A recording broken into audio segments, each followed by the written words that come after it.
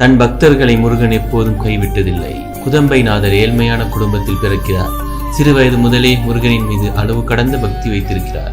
தன்னுடைய வாழ்நாள் முழுவதும் முருகனுக்கு தொண்டு செய்வதே பிறவி பலனாக எண்ணி வாழ்ந்து வருகிறார்.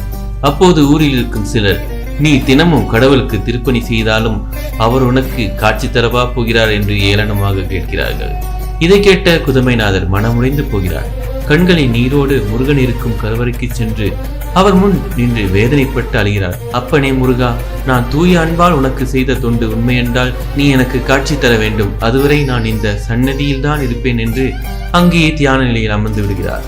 இப்படியே நாட்கள் போக போக குதம்பைநாதனின் உடல் மெலிந்து எலும்பும் தோலுமாக மாறுகிறது. ஒரு நாள் கோவிலின் தூணில் இருந்து ஒரு கல் குதம்பைநாதர் தலையில் விழுந்து அவர் தலையில் ரத்தம் வடிய ஆரம்பிக்கிறது. அப்போதும் தன் மனதை மாற்றிக்கொள்ளாமல் முருகனை நினைத்தபடியே அமர்ந்திருக்கிறார். சிறு பாலகனின் குரல் கேட்கிறது, மகனே எழுந்து வா.